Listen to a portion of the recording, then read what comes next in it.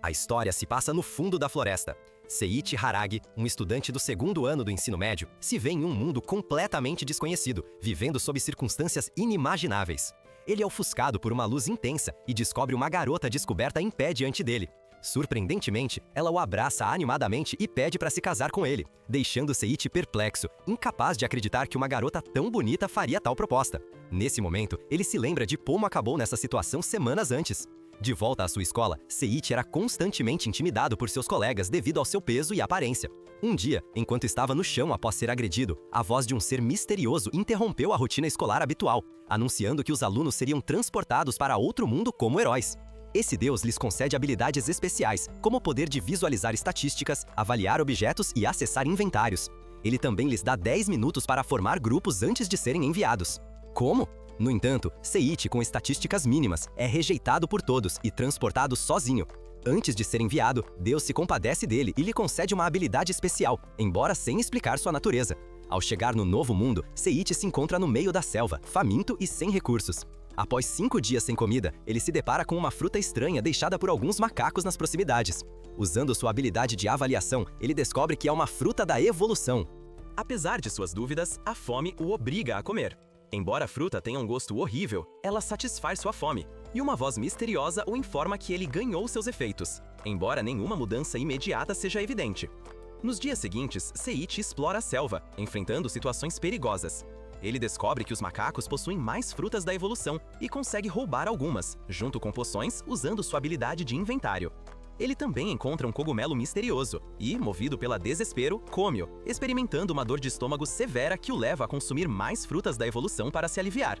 A cada fruta que come, suas habilidades melhoram, concedendo-lhe resistência a venenos e uma habilidade de avaliação avançada. De repente, um macaco o ataca brutalmente, deixando-o à beira da morte. Após se curar com uma das poções roubadas, Seiichi tenta revidar, mas o macaco inesperadamente morre devido ao seu mau odor. Ao derrotar o macaco, ele ganha várias habilidades poderosas, como chute-guilhotina, movimento instantâneo e alquimia avançada. Ele também encontra um livro, que, para sua surpresa, consegue ler graças à habilidade especial concedida por Deus. O livro revela que os macacos são criaturas inteligentes de alto nível, capazes de criar ferramentas e medicamentos. Gradualmente, Seiichi passa por uma transformação física e ganha estatísticas extraordinárias. Apesar de permanecer no nível 1, ele enfrenta com sucesso um lobo gigante de nível 300. Usando suas novas habilidades após derrotá-lo, ele obtém sua pele, carne e uma adaga de água lendária que amplifica seus poderes mágicos. No entanto, Seiichi continua perplexo sobre por que seu nível não aumenta, apesar de suas vitórias. A situação se torna desesperadora quando um gorila rosa de nível 775, o líder dos macacos, aparece. Esse gorila, chamado Seria, desafia Seiichi para um duelo. Inicialmente relutante, Seiichi aceita. Sem ver uma maneira de escapar, Seria se mostra incrivelmente poderosa, mas também começa a desenvolver sentimentos românticos por Seiichi durante a luta. Finalmente, Seiichi usa seu mau odor para distraí-la, o que, em vez de derrotá-la, faz com que ela se apaixone ainda mais por ele. Seria o leva para sua casa em uma grande árvore, declarando-se sua esposa, deixando Seiichi completamente atordoado. Seria cuida do protagonista com grande dedicação, tratando-o como se fosse seu marido. Enquanto o alimenta, ela confessa seu desejo de se casar com ele. Sentindo-se desconfortável, o protagonista tenta explicar que eles são de espécies diferentes. Ele é humano e ela é uma gorila imunda. Ofendida, Seria esclarece que seu nome é Seria e que ela não é uma gorila imunda. Ela oferece comida e roupas, perguntando se ele acha que ela poderia ser uma boa esposa. Embora o protagonista aprecie sua bondade, em sua mente, ele começa a planejar uma fuga para explorar as áreas perigosas do mapa que obteve do livro do lobo. Seria interrompe seus pensamentos, perguntando se ele está pensando nela. E, ignorando sua pergunta, ele pergunta como ela aprendeu a falar. Seria explica que encontrou alguns livros em uma caverna próxima e se oferece para guiá-lo até lá.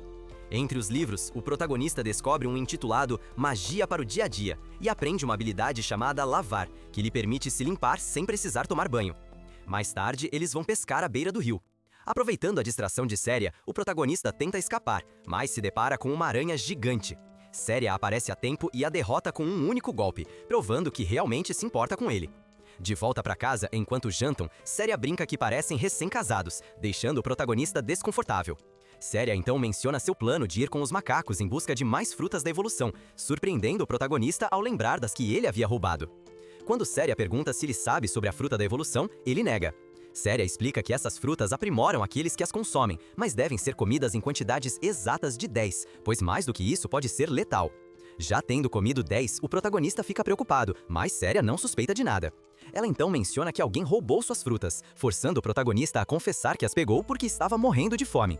Em vez de ficar brava, Séria o perdoa, dizendo que as frutas eram destinadas ao seu futuro marido, reafirmando que estão noivos. Mais tarde, quando Séria sai para caçar, o protagonista aproveita a oportunidade para escapar da floresta.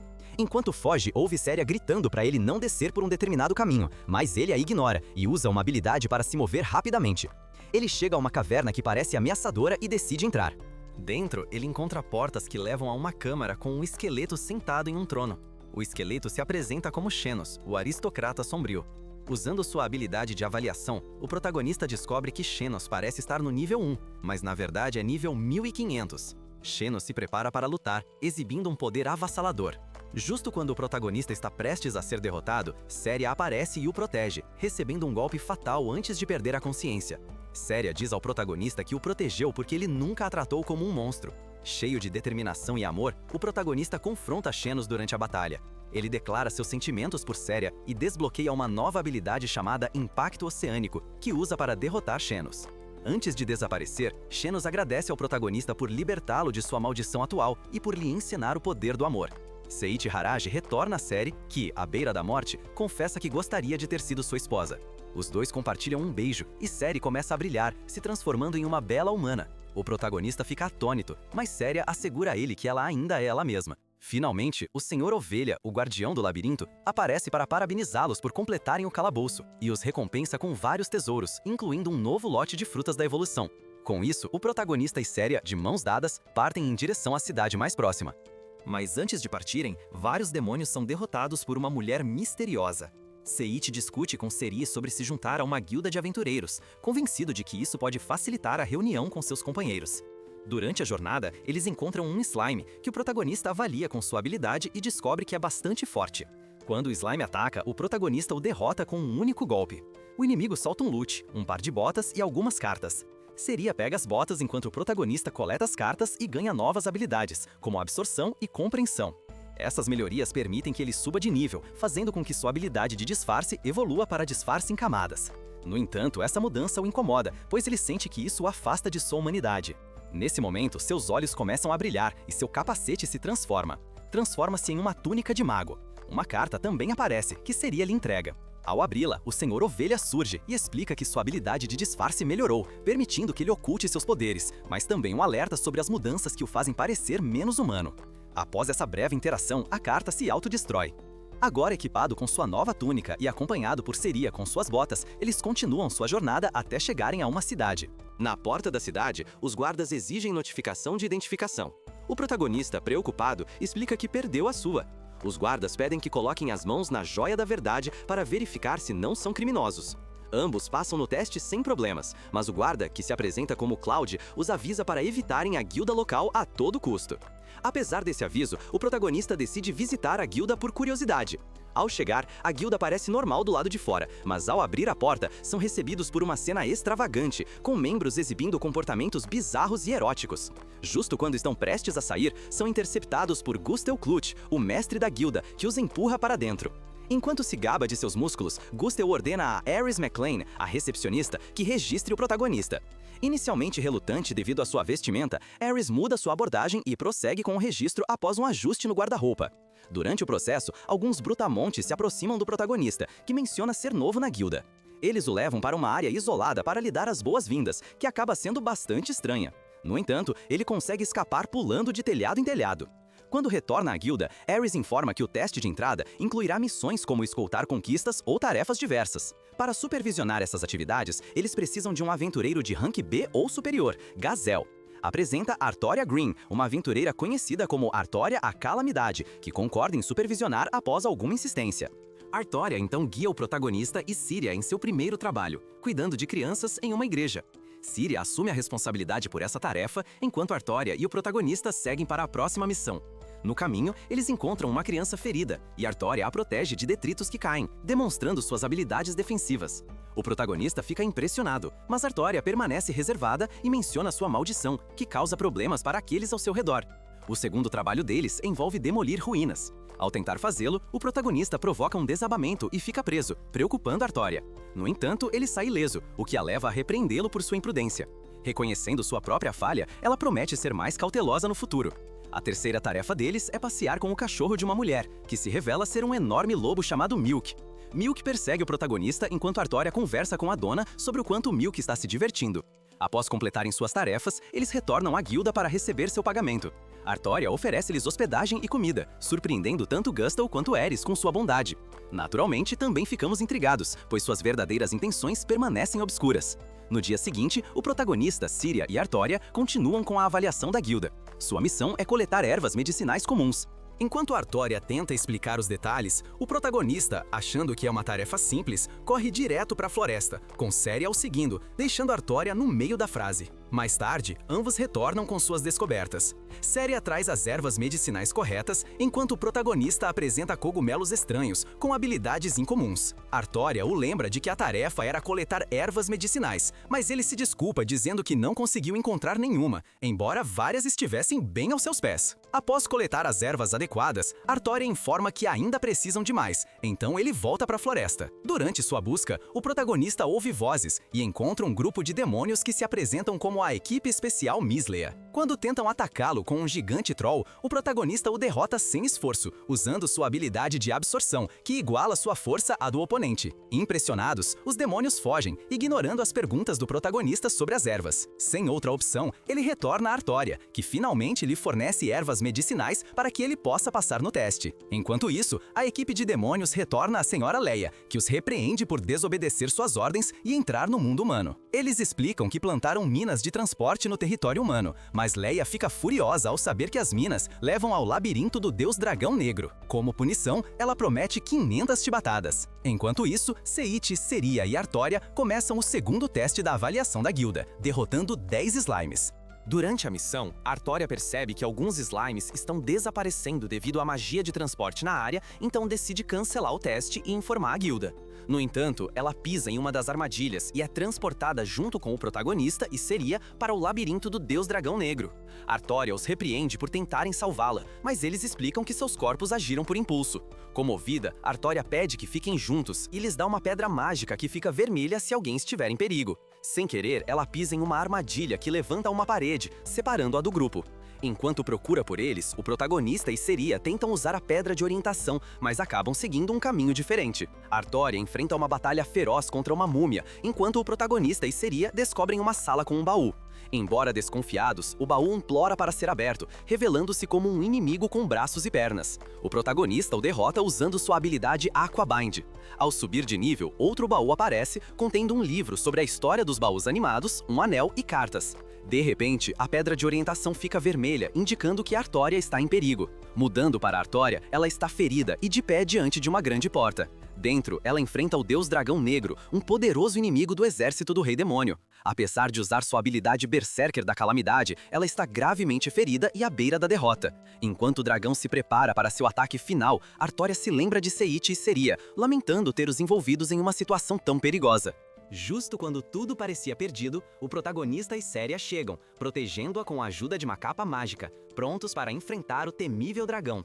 Durante o resgate de Artória, a capa de Irag sofre danos, mas eles conseguem salvá-la da morte certa. Artória, atordoada, pergunta como eles a encontraram, e Irag explica que a pedra que ela lhes deu ficou vermelha, sinalizando perigo. Para alcançá-la, ele escolheu o caminho mais direto, quebrando as paredes do labirinto com força bruta. Enquanto isso, Ciri cuida dos ferimentos de Artória. Ao se prepararem para partir, o grupo se depara com um dragão inconsciente, aquele em que acidentalmente caíram mais cedo. O dragão, agora acordado e furioso, os amaldiçoa. Pronto para a batalha, Irag saca suas espadas. O dragão lança um ataque flamejante, que Irag desvia habiliosamente. Em seguida, ele libera sua habilidade suprema, a Garra, causando alguns danos, mas sem conseguir detê-lo. Usando sua habilidade de avaliação, Irag identifica a criatura como o Deus Dragão Negro, um oponente formidável com um nível impressionante de 5.000. A batalha se intensifica. Apesar das manobras evasivas de Irag, o dragão o paralisa com uma habilidade especial e, aproveitando-se disso, se prepara para um ataque direto. No entanto, Irag, mostrando resiliência, se liberta usando uma nova habilidade que anula a intimidação. Quando o dragão lança seu feitiço Chamas Infernais, Hiragi responde com magia da água, acertando um golpe direto. Em um movimento final, Hiragi desferiu um golpe decisivo, derrotando o dragão. O dragão deixou cair itens valiosos sobre suas escamas, pressas, garras, ossos e um orbe negro conhecido como a Joia do Dragão Negro. Após ingerir a joia, as habilidades físicas e mágicas de Hiragi disparam e ele ganha magia dimensional, permitindo viagens interdimensionais. Entre os tesouros do dragão, ele também encontra uma capa com propriedades ofensivas e defensivas excepcionais e uma biografia do deus dragão negro. Ao ler a biografia, Hiragi descobre que o dragão foi uma vez um protetor dos humanos, até que eles o traíram, tentando usar seu corpo para forjar armas. Resgatado pelo Rei Demônio, o dragão se tornou leal a ele. No entanto, os humanos convocaram heróis para derrotar o Rei Demônio e selaram o dragão no labirinto, onde ele jurou vingança. Triste com essa revelação, Hiragi se arrepende de ter matado a criatura. Nesse momento, o Senhor Ovelha o parabeniza por completar o calabouço, mas informa humoristicamente que não há recompensa, já que o Senhor Ovelha está de férias. Com seus novos poderes, o grupo sai do labirinto. No caminho, Artória recupera a consciência. Quando ela tenta andar sozinha, Hiragi explica gentilmente que suas feridas ainda não cicatrizaram completamente. Ela lhe mostra suas estatísticas, revelando uma maldição de menos 2 milhões de sorte, que causa infortúnio a todos ao seu redor. No entanto, Hiragi e Seryu a tranquilizam, dizendo que não estão infelizes por estar com ela. Quando chegam à guilda, recebem uma calorosa recepção. Sobrecarregada, Artória percebe que existem pessoas que realmente se importam com ela. Envergonhada, ela foge, após Hiragi lhe dizer com confiança que sua condição não os incomoda. Mais tarde, Hiragi procura por toda a cidade e, eventualmente, a encontra em algumas ruínas. Lá, Artória, se sentindo desanimada, pergunta se é um fardo. Hiragi nega, a abraça e promete ficar ao seu lado até que ela possa sorrir sinceramente. Para ajudá-la, ele lhe dá um anel que remove maldições e dobra a sorte. Sua sorte dispara de menos 2 milhões para 4,4 milhões. Tocada, mas confusa, Artória interpreta o gesto como um pedido de casamento. Em um turbilhão de embaraço, ela empurra Hiragi e sai correndo. Hiragi fica confuso, mas ao ver a felicidade dela, decide não esclarecer o mal-entendido. No dia seguinte, o protagonista toma café da manhã com Seria. Enquanto come, Seria percebe que algo a está incomodando e pergunta o que há de errado. Ele confessa que Artória tem evitado ele, ao que Seria responde que isso pode significar que ela o odeia. Surpreso, o protagonista pergunta como ela pode ter tanta certeza, e Seria explica que é um instinto animal. Ela então menciona que irá à igreja brincar com as crianças. Enquanto ele coleta informações, o protagonista se dirige à guilda, onde encontra Gustav Klutch, o mestre da guilda, que sugere que ele participe de um acampamento de treinamento para fortalecer os músculos. No entanto, o protagonista recusa a oferta. Nesse momento, Ares aparece, oferecendo informações úteis, embora suas propostas adicionais sejam bastante peculiares e também rejeitadas. Gustav intervém e pergunta que tipo de informação ele está buscando, ao que o protagonista responde se ele conhece algum evento recente. Gustav menciona que um país convocou heróis, e Ares explica que esses heróis são trazidos de outro mundo para lutar contra o Rei Demônio. Chocado, o protagonista concorda em investigar mais a fundo. Gustav produz um mapa de um lugar inesperado, sua roupa íntima, e o entrega. Enquanto o protagonista analisa o mapa, a cena muda para o Rei Kaiser, que amaldiçoa o comandante Zeika por sua incapacidade de treinar adequadamente os heróis recém-convocados. O rei considera inútil se os heróis não estiverem preparados para lutar, enquanto Ruben, um mago, sugere enviar os heróis para uma academia de magia. O rei aprova a ideia e pergunta como garantirão que os heróis obedeçam. Ruben revela uma pulseira que garante sua submissão. Enquanto isso, Artória é vista correndo pela cidade, confusa com os sentimentos de medo que tem em relação ao protagonista. Cada vez que ela o vê, seu coração acelera, fazendo-a fugir dele. Enquanto isso, o protagonista chega à Biblioteca Real para buscar informações sobre o país que convocou seus companheiros. Ao ler, ele adquire automaticamente habilidades mágicas: gelo, magia, fogo, vento, luz e outros, alcançando o nível máximo em todos os elementos. Uma voz misteriosa o parabeniza, mas ele continua sua pesquisa, embora não encontre pistas úteis de missões para localizar seus amigos. Desapontado, ele decide caminhar pela cidade e para comprar uma pintura de uma garota com orelhas de cachorro. Atraído por um aroma doce, ele chega a um café. Embora hesite em entrar inicialmente, a fome fala mais alto. Dentro, ele é recebido pelo proprietário do café, Nord, e um homem loiro chamado Hans. Enquanto desfruta da comida, Hans pergunta se o protagonista é um aventureiro. Ele responde que oficialmente começou como aventureiro apenas no dia anterior. Hans comenta que ele parece ser do leste, e o protagonista mente, dizendo que é. Durante a conversa, Nord menciona que dar um anel a uma mulher neste país simboliza casamento. Alarmado, o protagonista percebe que Artória pode ter interpretado mal suas intenções e que, se a rejeitar, pode enfrentar um destino fatal. Determinado a esclarecer o mal-entendido, ele parte em busca de Artória. Nord avisa Hans de que ele não deveria estar ali, mas Hans responde com confiança. Enquanto isso, Artória caminha pela cidade. Angustiada, Adriana aparece e sugere que ela fale sobre seus sentimentos. Finalmente, Artória admite que está apaixonada pelo protagonista e pede ajuda para se declarar. Adriana concorda e promete ajudá-la a se aproximar do protagonista, que reflete sobre o que dizer a Artória. Enquanto a procura, ele passa pela igreja onde planeja contar tudo à Séria. No dia seguinte, no entanto, antes que ele possa, Artória aparece de repente e, sem muitas palavras, o beija. Chocado, ele a ouve confessar seu amor e garantir que não quer se interpor entre ele e Séria, mas deseja estar ao seu lado. Nesse momento, Séria chega, que, longe de ficar chateada, o incentiva a aceitar os sentimentos de Artória. Segundo ela, é natural que machos fortes atraiam muitas fêmeas. O protagonista, emocionado, também confessa seus sentimentos a Artória e a beija, deixando para trás qualquer mal-entendido. No dia seguinte, Hiragi e Séria estão desfrutando de uma refeição na guilda quando Gustly os interrompe. Ele menciona que aventureiros de alto escalão precisam de um cavalo para viajar longas distâncias. Em seguida, ele tira um pergaminho de suas vestes e o entrega ao protagonista para que ele possa adquirir um. Mais tarde, o protagonista segue as instruções do mapa, embora com alguma dificuldade, enquanto luta para interpretar os sinais. Seria e Artória não o acompanham, pois estão ocupadas com outras tarefas. Eventualmente, ele chega ao local designado e é recebido pelo proprietário do estábulo, que lhe mostra vários cavalos disponíveis. Assumindo que o protagonista quer competir na Copa Real, uma famosa corrida de cavalos pela cidade onde tudo é permitido, o protagonista tenta impressioná-lo. No entanto, as opções são decepcionantes. Um cavalo doente e, em seguida, um burro chamado Lulum. Enquanto o protagonista exalta as supostas qualidades de Lulum, ela o chuta e o agride sem piedade. Intrigado, o protagonista ativa involuntariamente uma nova habilidade chamada Compressão Animal, que lhe permite entender o que o burro diz. Lulum pede que ele entre no cercado, e embora inicialmente o ataque, ele desvia facilmente de seus golpes. Intrigado, o protagonista ativa involuntariamente uma nova habilidade chamada Compressão Animal, que lhe permite entender o que o burro diz. Lulum pede que ele entre no cercado, e embora inicialmente ataque-o, ele desvia facilmente de seus golpes.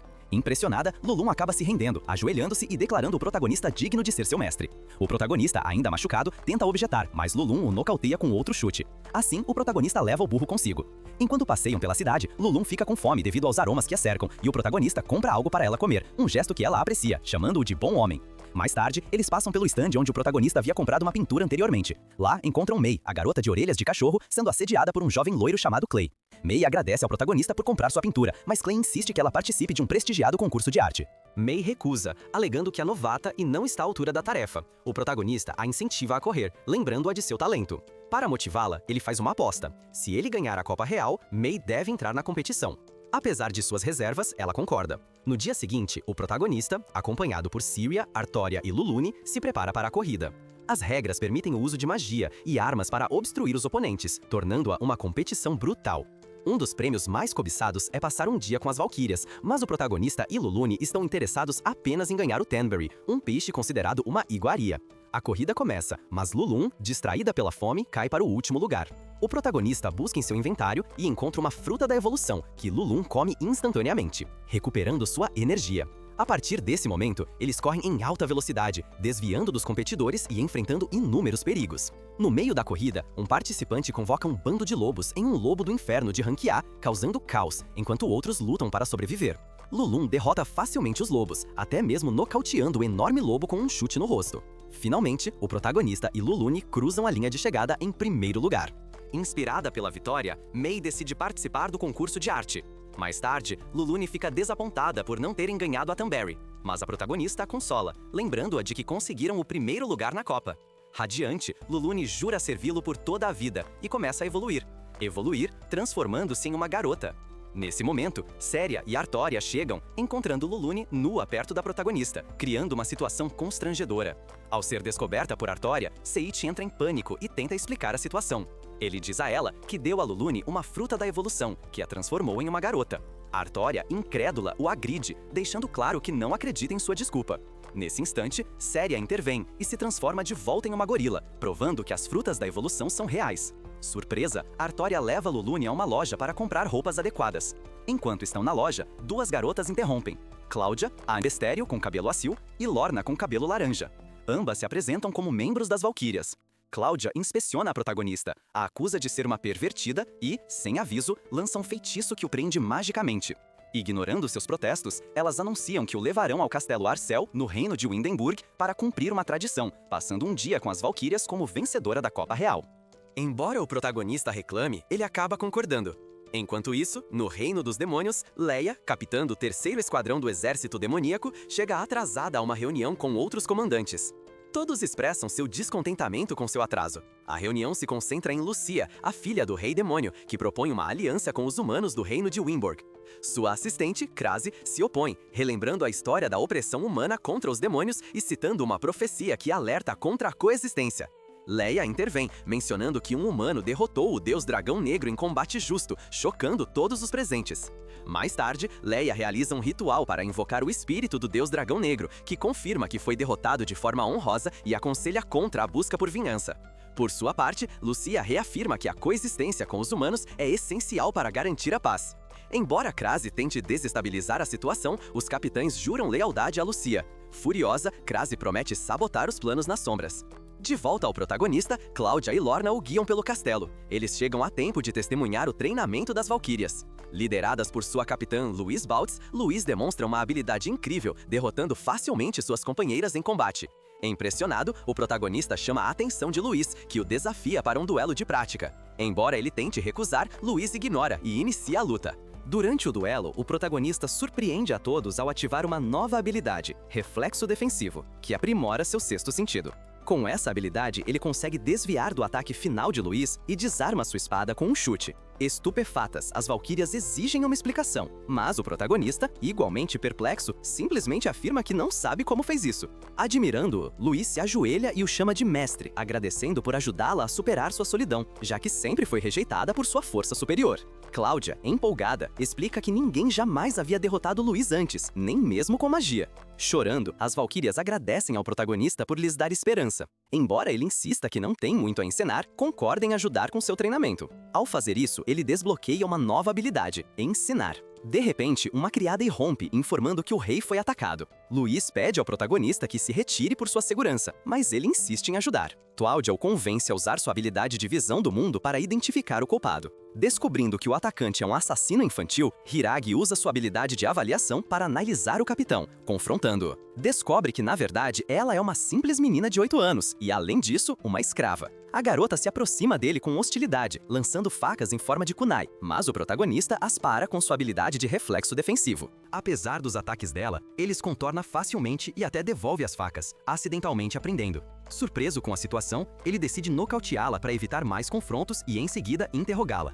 Pouco depois, as Valquírias chegam e ficam chocadas ao descobrir que a garotinha é uma assassina. O capitão designa Lorna, a interrogadora mais habilidosa do reino, para extrair informações da menina. Pouco depois, as Valquírias chegam e ficam chocadas ao descobrir que a garotinha é uma assassina. O capitão designa Lorna, a interrogadora mais habilidosa do reino, para extrair informações da menina. Enquanto isso, Seiichi pergunta sobre a condição do rei e é informado de que ele está sob uma maldição que o mantém em um sono eterno. Intrigado com essa situação, o protagonista se oferece para ajudar e é levado para ver o rei. Ao chegar, ele encontra Hans, o homem loiro que havia encontrado anteriormente no café. Observando os ferimentos do monarca, o protagonista decide usar sua habilidade de criação mágica. Após várias tentativas de se concentrar e pensar de forma não convencional, ele consegue manifestar uma nova magia, chamada Melhorar, que transforma a maldição em uma bênção de saúde eterna. O rei acorda, grato pelo milagre, e se oferece para conceder ao protagonista qualquer desejo. Inicialmente modesto, ele acaba pedindo para treinar com as Valquírias para aprimorar suas habilidades. Enquanto isso, na Academia de Magia Balador, os antigos companheiros de Hiragi se encontram isolados, e Karen e Shouda, junto com seus aliados, são intimidados por outros estudantes apoiados pelo feiticeiro Ruben.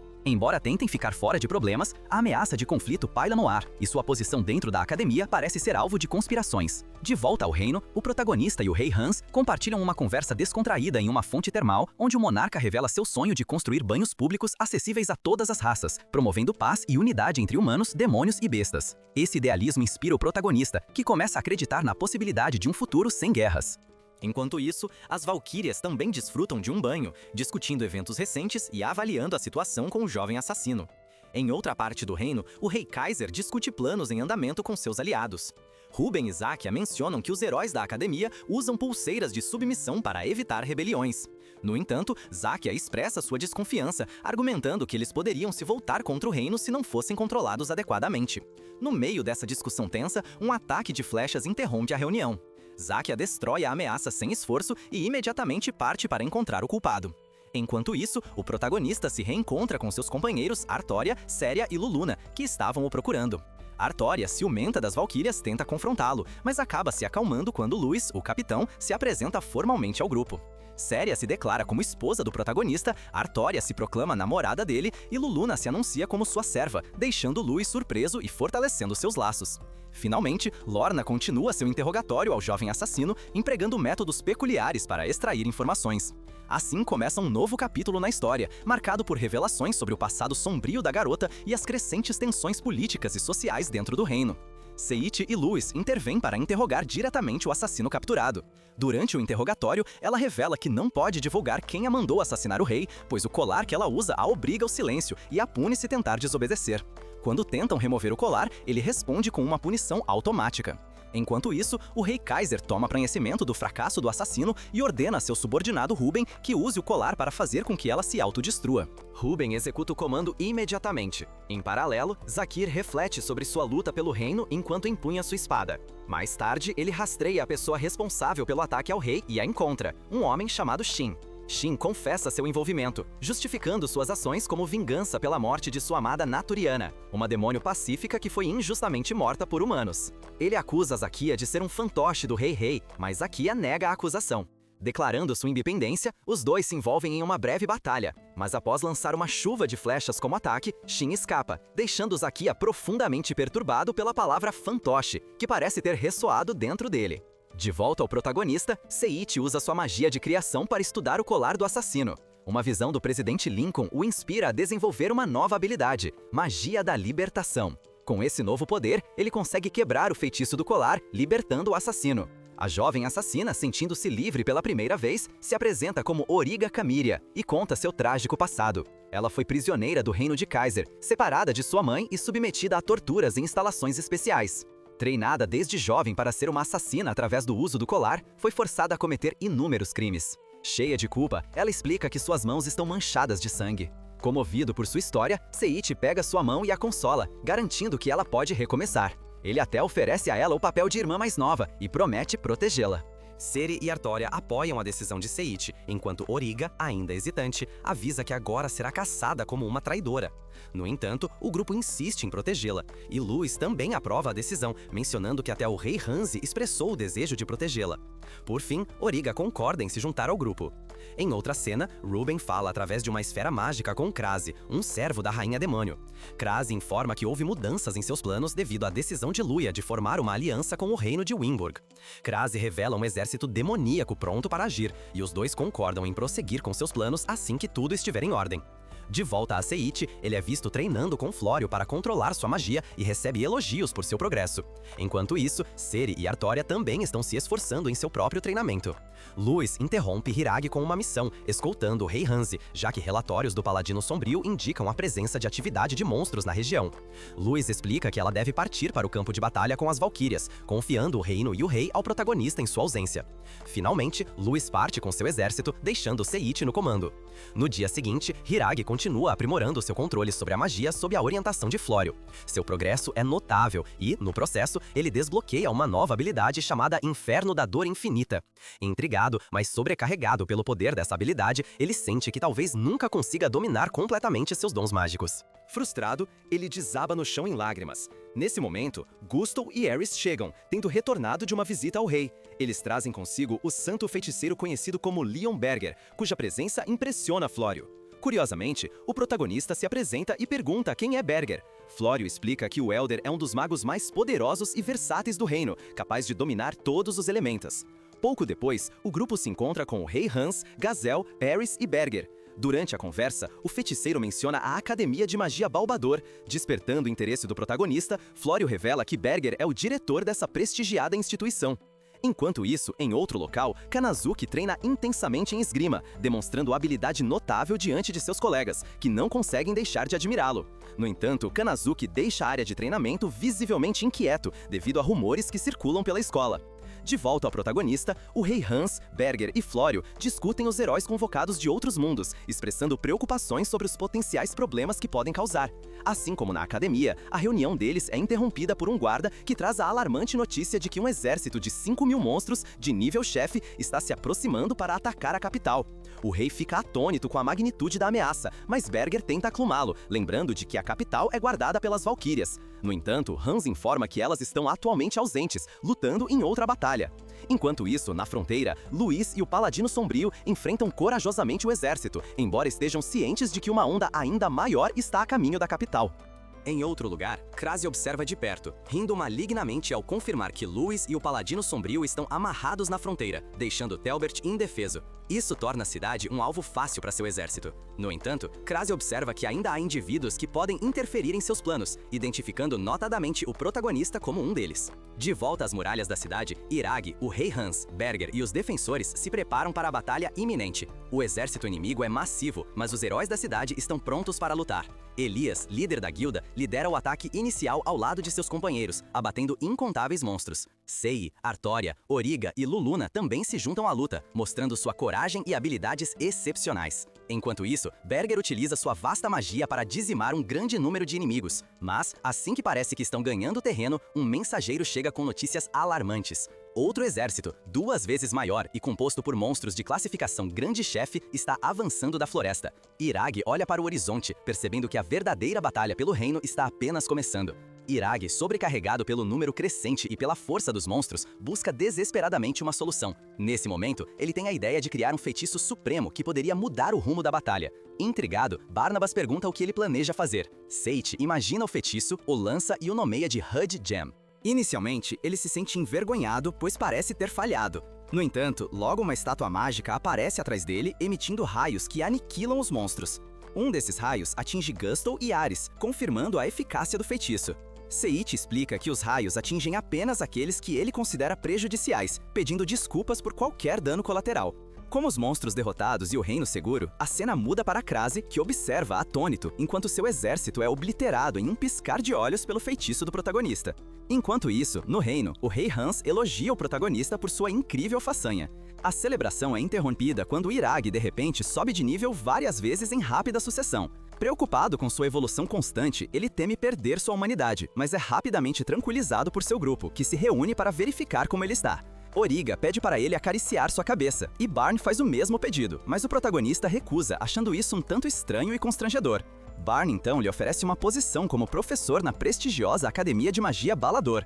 Mais tarde, o grupo do protagonista discute a oferta com Barn. Ele explica que ficou impressionado com a magia única do protagonista e acredita que ele seria um excelente professor tanto de magia quanto de esgrima.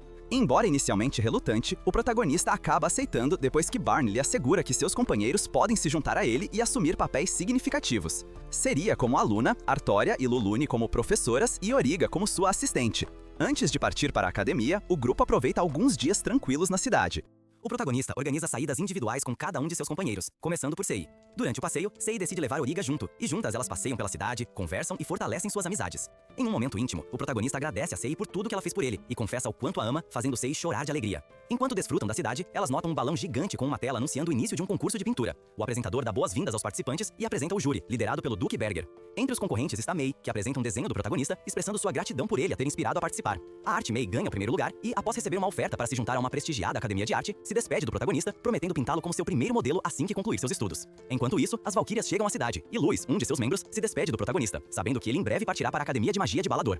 Em outra cena, vemos Krasi sendo atormentado por Lester, que recebe ordens do rei demônio Krasi para semear caos e destruição em busca de sua própria ressurreição. Lester propõe um ataque à Academia de Balador, um lugar repleto de nobres e filhos de duques, o que Krasi vê como um plano brilhante para semear desespero. De volta ao protagonista, ele e seu grupo se despedem de seus amigos na cidade, prontos para partir para a Academia de Magia de Balador com Barn, marcando o início de um novo capítulo em sua aventura. De repente, uma batalha inesperada se inicia, onde Seiichi enfrenta um jovem albino que possui um poder avassalador. Esta luta rapidamente se transforma em um espetáculo desigual, com Seiichi mal conseguindo se defender. O albino desvia alegremente de seus ataques, contra-atacando com facilidade, demonstrando sua clara superioridade. Enquanto isso, as Valquírias chegam à cidade, e Luz, um de seus membros, se despede do protagonista, sabendo que ele em breve partirá para a Academia de Magia de Balador. Em outra cena, vemos Krasi sendo atormentado por Lester, que recebe ordens do rei demônio Krasi para semear caos e destruição em busca de sua própria ressurreição. Lester propõe um ataque à Academia de Balador, um lugar repleto de nobres e filhos de duques, o que Krasi vê como um plano brilhante para semear desespero. De volta ao protagonista, ele e seu grupo se despedem de seus amigos na cidade, prontos para partir para a Academia de Magia de Balador, com Barn, marcando o início de um novo capítulo em sua aventura. De repente, uma batalha inesperada se inicia, onde Seiichi enfrenta um jovem albino que possui um poder avassalador. Esta luta rapidamente se transforma em um espetáculo desigual, com Seiichi mal conseguindo se defender. O albino desvia alegremente de seus ataques, contra-atacando com facilidade, demonstrando sua clara superioridade.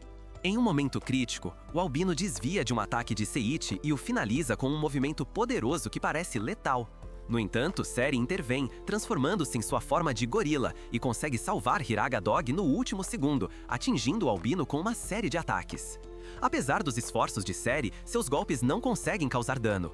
O albino, impassível, retaliou com um único soco que perfura o abdômen de Seri, deixando-a gravemente ferida no chão. Seiichi, horrorizado, grita seu nome enquanto corre para seu lado, apenas para descobrir que tudo não passava de um sonho. Ao acordar, ele se encontra de volta na carruagem com seus companheiros, continuando sua jornada para a Academia de Magia. Após uma longa viagem, o grupo finalmente chega à Academia de Magia Balador. Todos ficam maravilhados com a imensidão do lugar, especialmente quando Barnabas, o diretor, os conduz para dentro. Dentro da academia, eles descobrem que não é apenas um lugar para aprender magia, mas uma cidade inteira repleta de lojas e atividades. Durante a visita, alguns membros do grupo se distraem, para a frustração de Artória, que tenta manter a ordem. Enquanto isso, em outra parte da academia, os antigos colegas de classe do protagonista, que foram convocados como heróis, enfrentam forte rejeição dos alunos locais. Kanazuki, um deles, sente a presença de alguém familiar e deduz que é Seiichi. No escritório do diretor, Barnabas explica a importância da academia, um lugar onde nobres e reais de várias nações, assim como estudantes de outro mundo escolhidos como candidatos a heróis pelo Império Kaiser, se reúnem. Ele menciona que esses estudantes são constantemente ostracizados e que, devido ao seu potencial, a academia não pode intervir em conflitos por medo de repercussões políticas. O idoso diretor revela que Seiichi foi trazido para atuar como mediador e salvador, encarregado de educar e guiar os alunos. Barnabas atribui papéis específicos aos membros do grupo. Saria e Lulune se tornarão alunas. Artória atuará como professora no departamento de aventuras, e Origa será assistente de Seiichi. Embora Seiichi duvide de sua capacidade de atender a essas expectativas, ele promete fazer o seu melhor. Quando Seiichi se dirige à sua nova turma, a Turma F, ele é recebido por Beatriz, uma professora assistente designada para apoiá-lo. Ela explica que a turma é composta por alunos considerados problemáticos, embora acredite no potencial deles. Ao chegar à sala de aula, Seiichi é recebido com uma brincadeira. Um balde cai em sua cabeça em vez da típica borracha. No entanto, ele continua firme, determinado a se apresentar. Dentro da sala, Seiichi se surpreende ao encontrar apenas 4 alunos. Um jovem com um bastão, uma garota loira, um albino apaixonado por leitura e um garoto usando um capacete de urso. A dinâmica promete ser um desafio para Seiichi, que enfrenta uma tarefa assustadora como professor. Enquanto isso, em uma floresta escura, a voz de um ser misterioso chamado Ruben revela um plano para ressuscitar o Deus das Trevas por meio do desespero humano. Krase, seu seguidor leal, trama para infiltrar-se na academia. Como parte desse objetivo, esses 2 emissários assumem a liderança, garantindo que resolverão tudo rapidamente, sem deixar dúvidas de que o verdadeiro conflito está prestes a começar. Beatriz chega bem a tempo, enquanto Seiichi está sendo intimidado por um aluno com o visual de Elvis Presley, que o desafia agressivamente. Beatriz interrompe a cena com sua presença imponente, batendo na cabeça do aluno com um livro. Enquanto Agnus tenta se explicar, Beatriz informa a Hiragi que ele será o novo tutor da classe F, deixando Agnus em choque. No entanto, quando Agnus tenta desafiar Hiragi novamente, Beatriz o atinge mais uma vez, desta vez o mandando direto para seu lugar.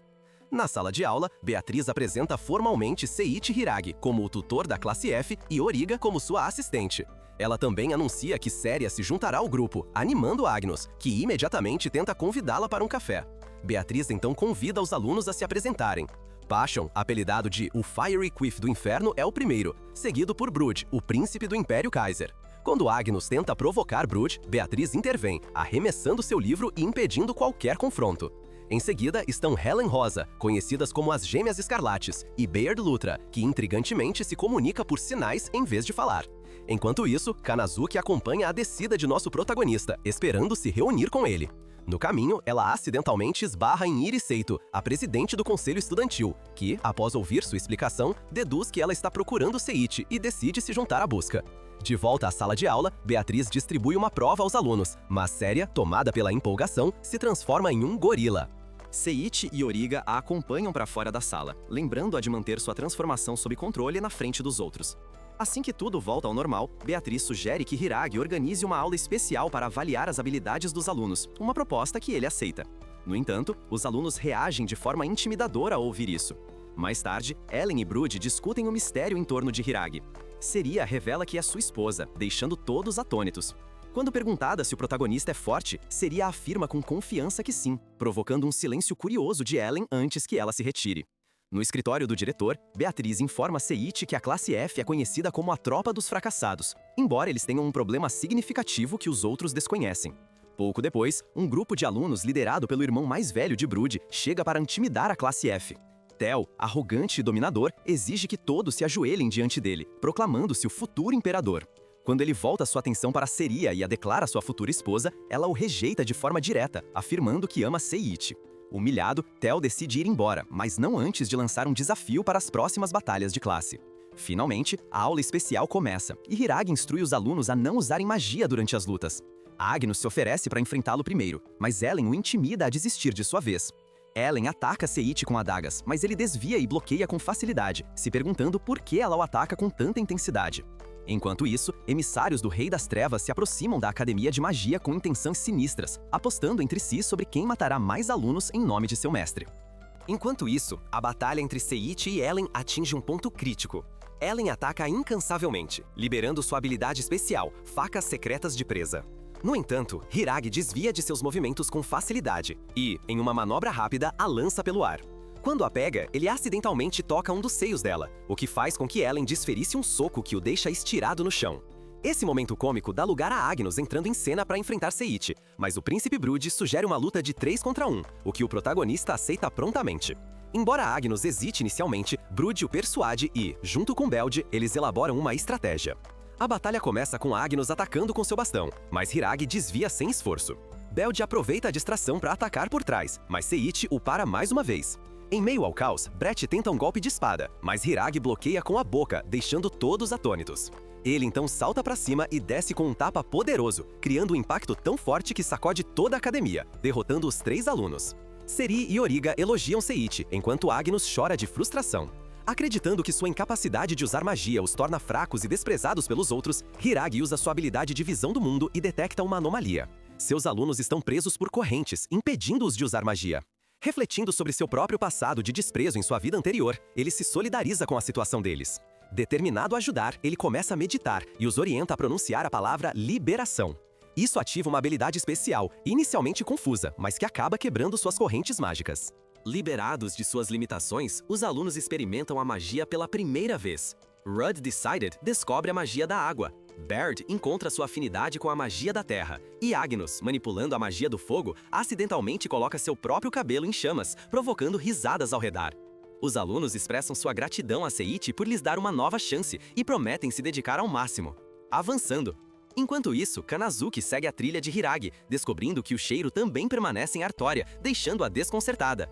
Lulune, por outro lado, está desfrutando tranquilamente de uma refeição quando Kanazuki interrompe e detecta o cheiro de Seiichi em suas costas. Enquanto isso, Hiragi relaxa na cantina com Seria, Origa e Beatriz, decidindo o que comer.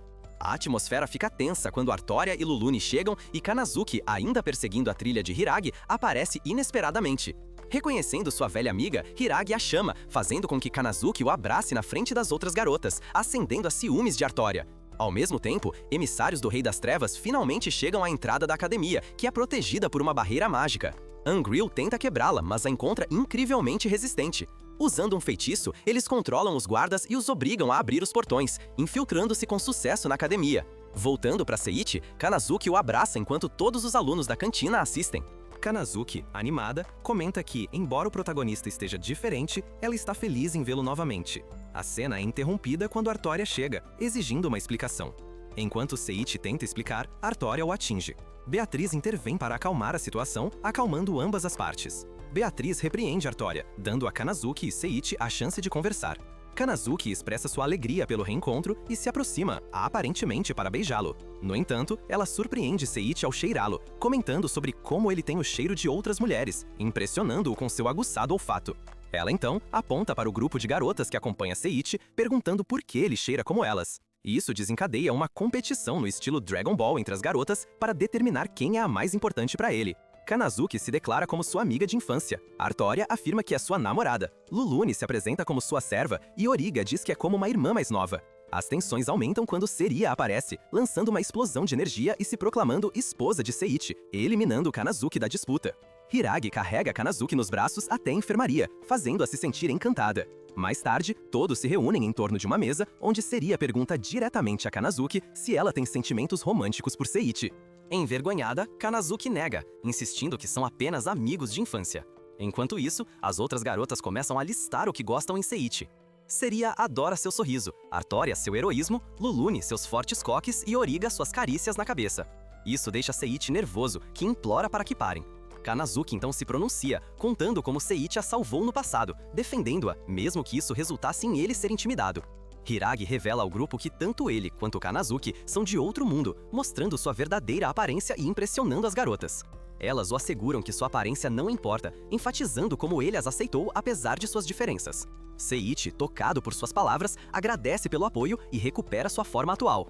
Kanazuki avisa Seiichi que ele não deveria se envolver com ela, explicando como seu grupo tem sido atormentado por problemas desde que foram convocados como heróis para o Império Kaiser. Ela teme arrastá-lo de volta para um mundo de violência.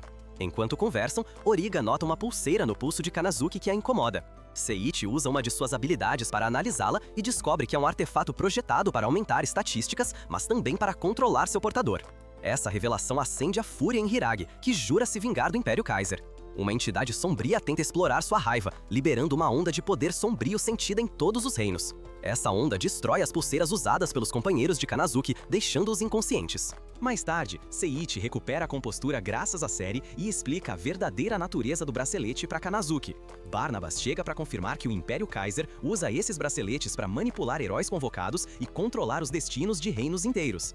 Alarmada, Kanazuki se preocupa com seus companheiros, mas Seiichi a tranquiliza, prometendo proteger a todos, não importa o que aconteça. Comovida por sua determinação, Kanazuki pede para se juntar ao grupo como sua irmã mais velha. Embora Seiichi inicialmente rejeite a ideia de tal papel, ele acaba concordando em deixá-la participar. Em uma mudança de cena, emissários são vistos conversando enquanto tomam café, discutindo a misteriosa onda de energia que sentiram, observando sua semelhança com o poder do Rei das Trevas, que parece estar à beira da ressurreição.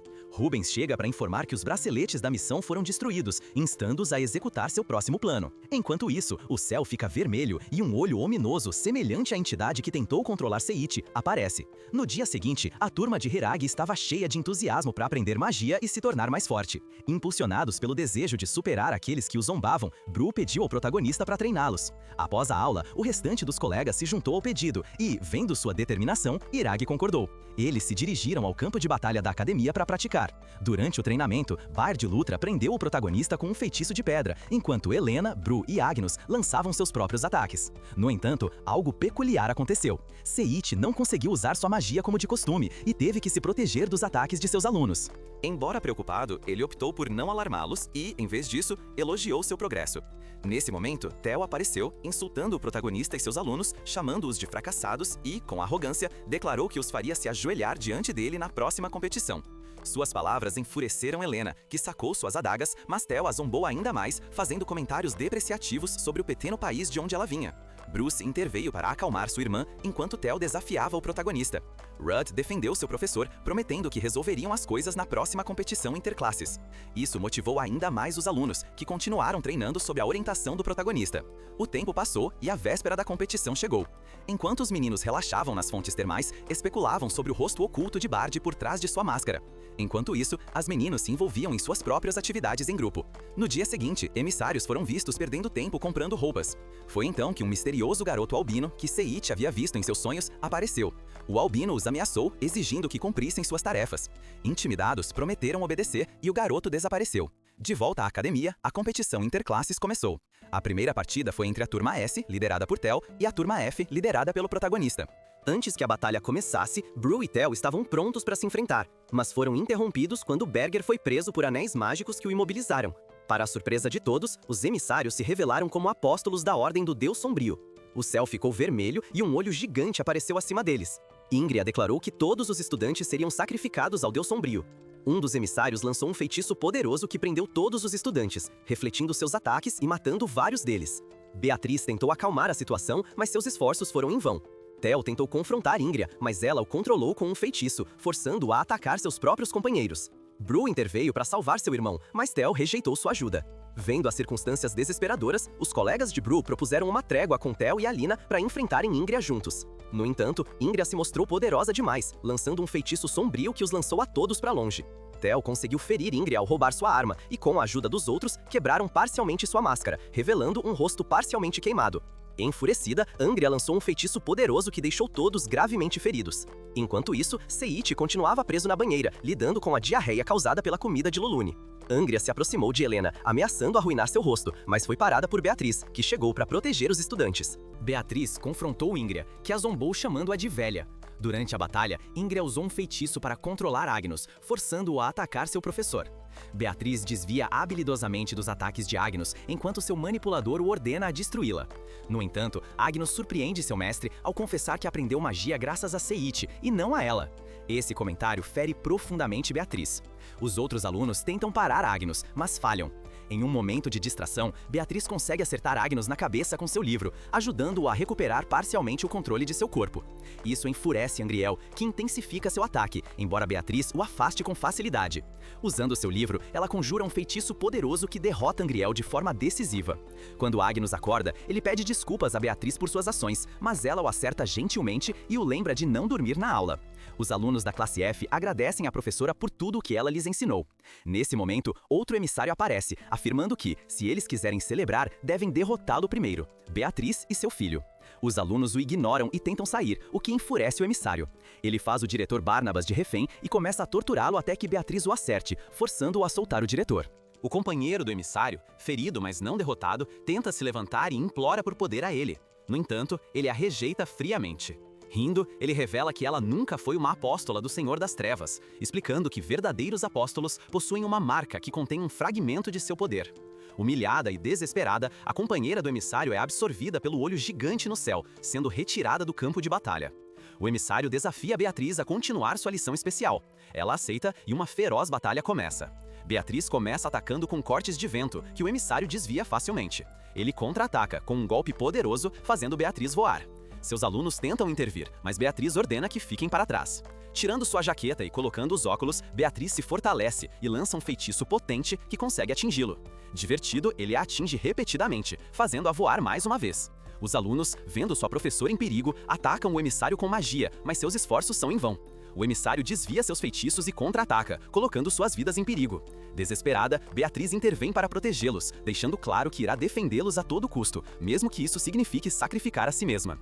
Zombeteiramente, o emissário pergunta por que ela valoriza tanto seus alunos. Beatriz responde firmemente que é seu dever como professora educá-los e cuidar deles, não importa o custo. Assim que o emissário se prepara para um ataque final para destruir Beatriz, o protagonista aparece no último momento, salvando-a. Os alunos comemoram sua chegada enquanto o emissário o ataca com um feitiço carregado. O protagonista desvia com movimentos instantâneos, deixando o inimigo atordoado. Ele instrui Séria e Origa a cuidarem de Beatriz e dos alunos enquanto enfrenta o inimigo. O olhar intimidador do protagonista enche o emissário de medo enquanto ele libera um feitiço de raios. No entanto, o protagonista enfurecido desvia de todos os ataques. Seus olhos se tornam vermelhos com pupilas amarelas, transformando-o em uma figura demoníaca. Finalmente, ele atinge o inimigo com tanta força que o manda voando para o enorme olho no céu, derrotando-o definitivamente. Os presentes celebram a vitória, parabenizando o protagonista e brincando que, se ele tivesse estado lá desde o início, nada disso teria acontecido. No entanto, sua ausência se deveu a algo tão trivial quanto estar preso no banheiro com diarreia incontrolável. Enquanto isso, a cena muda para um garoto albino encontrando 3 figuras misteriosas. Ao saber da derrota do emissário, eles decidem ativar a próxima fase de seu plano. O membro de cabelo vermelho do grupo declara que agirá primeiro, desaparecendo na escuridão. Enquanto o grupo celebra sua recente vitória, o emissário aparece brevemente na cena, determinado a se vingar. O olhar intimidador do protagonista enche o Enquanto isso, a cena muda para um garoto albino encontrando 3 figuras misteriosas. Ao saber da derrota do emissário, eles decidem ativar a próxima fase de seu plano. O membro de cabelo vermelho do grupo declara que agirá primeiro, desaparecendo na escuridão. Enquanto o grupo celebra sua recente vitória, o emissário aparece brevemente na cena, determinado a se vingar. Sem aviso, ele lança um poderoso feitiço de relâmpago direcionado a Hiragi e imediatamente desaparece do mundo. Sentindo o perigo, Saito tenta proteger Seiichi e acaba levando o ataque junto com ele. Ambos colapsam no chão, sem vida, mergulhando o lugar em um profundo estado de tristeza enquanto seus amigos lamentam suas aparentes mortes. No entanto, sem que ninguém saiba, Seiichi e Saito despertam no submundo. Uma voz misteriosa se dirige a Hiragi, explicando que ele não pode morrer porque a temporada não terminará dessa forma. Para voltar aos seus amigos, ele deve superar um concurso especial e alcançar o lendário Portal da Vida. O primeiro desafio envolve responder corretamente a uma série de perguntas sobre sua própria vida. As apostas são altas. Uma resposta errada significará sua eliminação definitiva, mesmo na morte. Enquanto isso, Saito é sequestrado por uma mulher estranha, algo que Hiragi não percebe imediatamente. Enquanto está focado em sua primeira pergunta, a questão o pega completamente de surpresa. Para respondê-la, ele deve andar de jet ski por um lago místico. De longe, ele vê Saito amarrado, tentando sinalizar para ele ajudar com a resposta correta. No entanto, Seiichi não consegue entender seus sinais e, agindo por instinto, dá uma resposta inesperada de que não foi amor à primeira vista. Para sua surpresa, ele está correto. Saito é libertada e um breve vídeo revela a verdade. Anos atrás, durante o ensino médio, Saito costumava comer sozinha. Por causa de sua timidez, Hiragi, com sua habitual bondade, se aproximou dela e gradualmente a fez se sentir mais confortável socializando. Graças ao seu calor e empatia, Saito acabou se apaixonando por ele, mas não imediatamente. Seus sentimentos se desenvolveram ao longo do tempo. Seiichi, que estava fingindo lembrar desse evento, finalmente o recorda completamente. A voz misteriosa o parabeniza por ter passado no primeiro teste e o prepara para o desafio final. Em uma mudança de cena, Lucia é vista se encontrando com os capitães do exército demoníaco. Ela discute o progresso de um tratado de paz com o reino, explicando que apenas um passo resta para consolidar a aliança. No entanto, um dos capitães expressa sua objeção, sugerindo que se distanciem de Gunston devido ao seu comportamento suspeito e de Ares, levantando dúvidas sobre suas verdadeiras intenções. De volta ao submundo, Hiragi enfrenta seu próximo desafio, navegando por um labirinto aparentemente simples. No entanto, o caminho está repleto de armadilhas e vândalos excêntricos que lhe lançam comentários absurdos, como avisos para cuidar da sua porta dos fundos. Embora a jornada se prove um tanto monótona, Seiichi consegue superar todos os obstáculos, derrotar os vândalos e alcançar o portal da vida. Com esse triunfo, ele está um passo mais perto de retornar ao mundo dos vivos e se reunir com seus amigos. Em um castelo escuro, o misterioso menino albino conversa com seu mordomo Judas, que o informa que Dimple e Victor começaram a colocar em prática seu plano para ressuscitar o Rei das Trevas. Enquanto isso, Seiichi acorda como se nada tivesse acontecido, o que traz alívio para seus companheiros. De repente, Louise aparece gravemente ferida e desaba na frente de todos. É então revelado que Louise estava na Academia de Magia a pedido do Rei Hand. Com a missão de trazer Hiragi de volta ao reino para testemunhar a aliança entre humanos e demonos, a Guilda Hiragi organiza um concurso para novos membros. Entre os participantes, um candidato misterioso se destaca, que acaba sendo um apóstolo das trevas disfarçado. Graças às suas habilidades, ele é aceito na guilda. Em outro lugar, Krase conversa com Ruben sobre como tudo está ocorrendo conforme o planejado. Zakia, um comandante do reino, começa a suspeitar deles e decide confrontá-los. Após descobrir suas intenções de explorar o caos e o desespero da população para aumentar o poder do Rei das Trevas, Zakia tenta atacar Ruben, mas Ruben usa uma ilusão para escapar, zombando dele enquanto foge. Recordando as palavras do Imperador Alphys sobre proteger a nação, mesmo por meio de alianças com outros reinos, Zakia parte para um local desconhecido em busca de ajuda. No entanto, ele é interceptado pelo menino albino, que o desafia para uma luta. Apesar dos esforços de Zakia, o menino demonstra uma habilidade impressionante, evitando todos os ataques de Zakia com facilidade. Zakia usa sua espada e um poderoso feitiço chamado Onda de Conquista, mas não consegue causar nenhum dano. O menino albino, desapontado com a força de Zakia, se prepara para desferir o golpe final. No momento crítico, Louise intervém para salvar Zakia, confrontando o menino albino. No entanto, seus ataques se mostram inúteis, e ela acaba gravemente ferida. Apesar de sua condição, Louie desafia o menino albino, afirmando que seu mestre é muito mais forte do que ele. Provocado, o garoto concentra um poderoso raio para acabar com ela. Zakia se sacrifica ao entrar na trajetória do ataque, ficando à beira da morte. Enquanto Louie tenta ajudá-lo, o menino albino recorda um passado em que a Academia Mágica estava em chamas e um lobo de fogo de 3 cabeças. Essa memória parece afetá-lo, levando-o a recuar, deixando Zakia e Louie gravemente feridos. Antes de morrer, Zakia confia a Louie a responsabilidade de proteger o futuro das nações. Devastada, Louie conta tudo o que aconteceu a Seiichi. Enquanto se dirigem ao reino de Windberg, Hiragi a tranquiliza, prometendo que a aliança entre os reinos será possível. Enquanto isso, no reino, o rei Hans e os membros da guilda se encontram com a rainha demônio e seus capitães para assinar a aliança. Embora a reunião comece com tensões e argumentos absurdos, um discurso emocional do novo membro da guilda consegue reconciliar a todos. Nesse momento, Hiragi chega com Louie e Seria. Hans, ao ver Louie ferida, exige uma explicação. Após ouvir o que aconteceu, ele declara que o problema não diz respeito apenas aos seus reinos, mas que eles devem agir contra o Império Kaisal. Louie concorda, e eles finalmente assinam a aliança, marcando o início de um novo capítulo na luta contra o Rei das Trevas e seus seguidores. Na academia, tudo parece voltar ao normal, mas logo se revela que Saito foi impersonado. O impostor é Dimple, que possui a habilidade de se transformar em outras pessoas. Dimple compartilha sua história. Ele enfrentou a rejeição dos pais na infância, o que alimentou seu ressentimento em relação à humanidade. Usando sua habilidade, Dimple se transforma em Seria e derrota a classe F. Mais tarde, ele tenta se aproximar de Lulune com intenções mal intencionadas, mas ela, sem suspeitar, compartilha sua comida com ele. Esse ato de bondade desarma Dimple, permitindo que ele sinta pela primeira vez o que significa a amizade, algo que ele nunca havia experimentado devido à sua solidão e ao bullying que sofreu no passado. Confuso, Dimple se afasta de Lulune para evitar machucá-la e muda seu foco para Auriga. No entanto, ele também começa a gostar dela, o que traz de volta memórias dolorosas de seu passado. No fim, ele muda seu alvo novamente e se transforma em Irag para se aproximar de Artória. No entanto, Artória, percebendo seu comportamento estranho, o afasta com um soco. Essa rejeição apenas reforça a percepção de Dimpel sobre a bondade e a força de Artória, aprofundando seu conflito interno. Enquanto isso, o verdadeiro Irag e Séria estão na cidade comprando suprimentos. Lá, Séria encontra um misterioso garoto albino que, ao vê-la, parece recordar alguém de seu passado.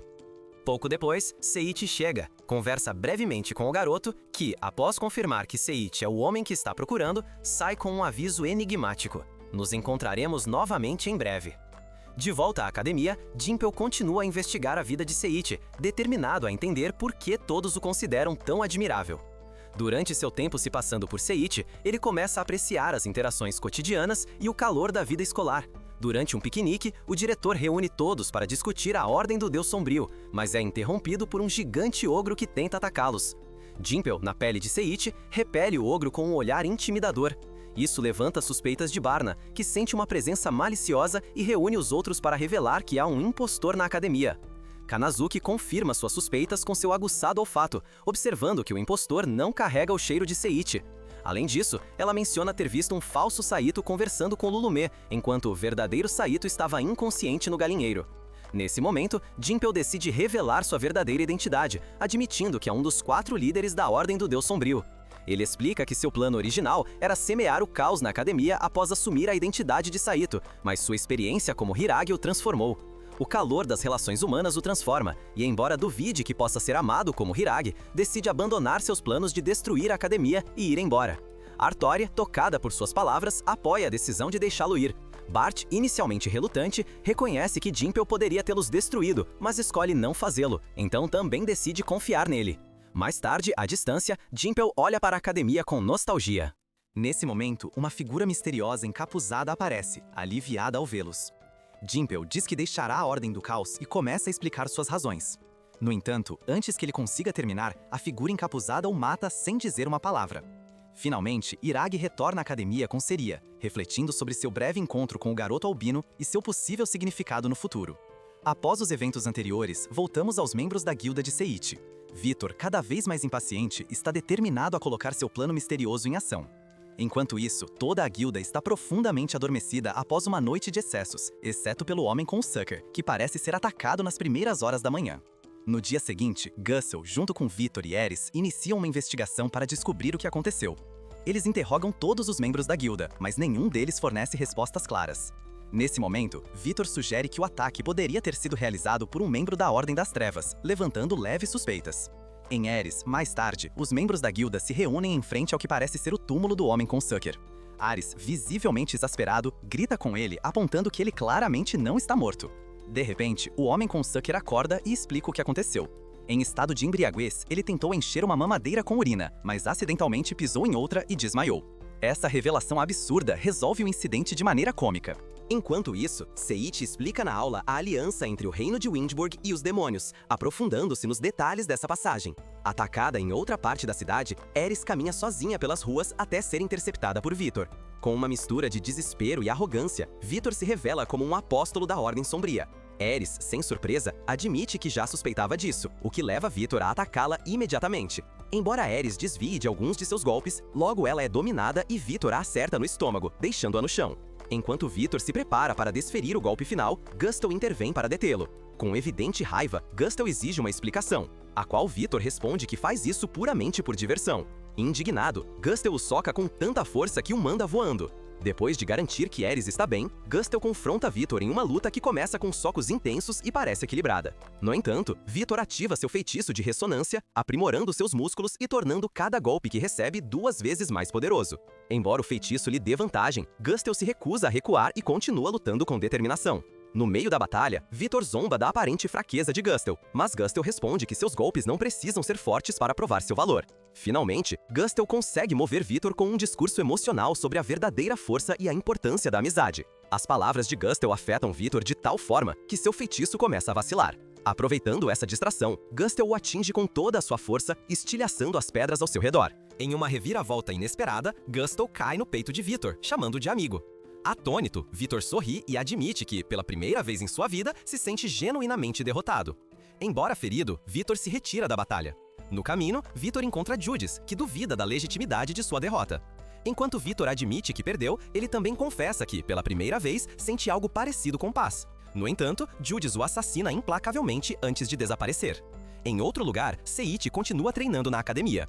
Apesar de seus esforços, ele não consegue usar sua magia. Em uma flashback, vemos o Albino apresentando um presente para sua professora Libera, que aparentemente pereceu, sacrificando-se por ele. De repente, gritos são ouvidos, aparentemente confirmando esse desfecho trágico. Logo, uma memória chocante que Dijkstra deseja esquecer é revelada. Enquanto isso, Barnabas reúne Seiichi e seus amigos para explicar a verdadeira razão pela qual os trouxe para a academia: o misterioso fruto da evolução. Barnabas revela que esse fruto está diretamente ligado ao Senhor das Trevas. Séculos atrás, havia muitos deuses, mas um se rebelou contra os outros, desejando governar sozinho. Esse deus desenvolveu um profundo ódio pelos humanos e pelos outros deuses, e esse ódio se cristalizou na forma do fruto da evolução. A fruta começou a se espalhar rapidamente, causando estragos até que os deuses se uniram para contê-la. Consequentemente, a fruta agora é considerada um objeto lendário, e aqueles que a consomem estão destinados a confrontar o Senhor das Trevas. Além disso, Barnabas explica que, se alguém consumir 10 dessas frutas, um encontro com o Deus das Trevas se torna inevitável.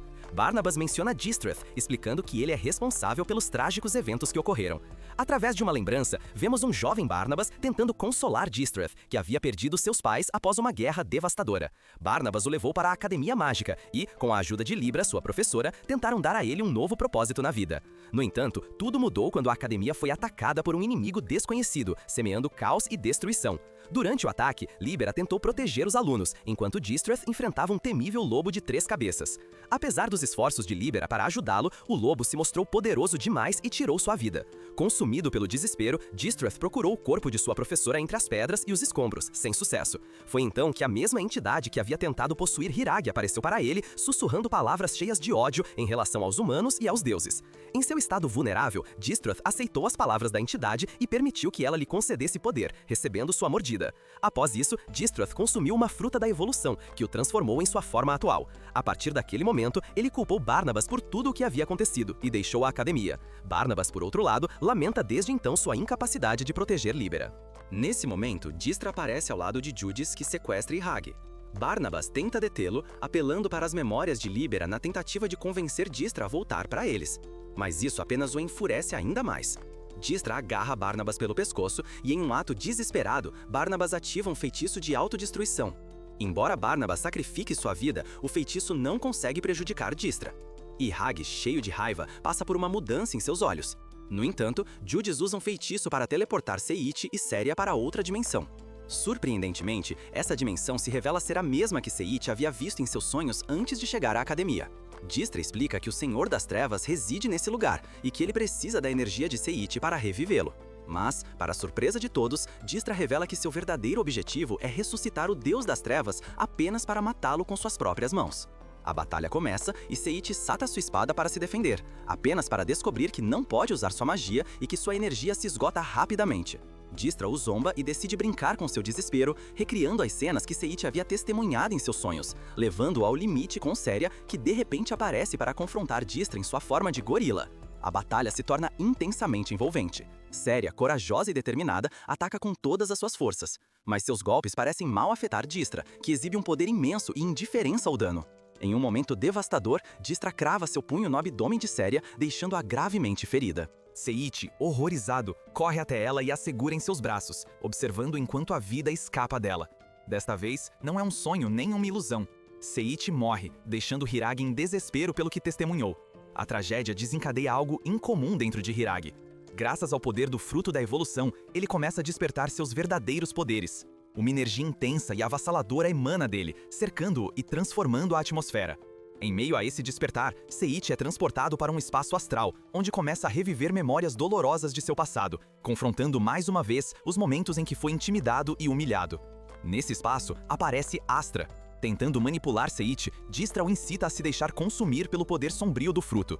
Usando suas memórias traumáticas como uma arma psicológica, ele lembra Seiichi de quem ele foi um dia, e promete que, se ele sucumbir ao poder sombrio, poderá se vingar de todos que já o machucaram. Gradualmente, Seiichi começa a sucumbir, e seu corpo começa a se transformar, refletindo a influência do lado obscuro. No entanto, quando tudo parece perdido, um raio de esperança surge dentro dele.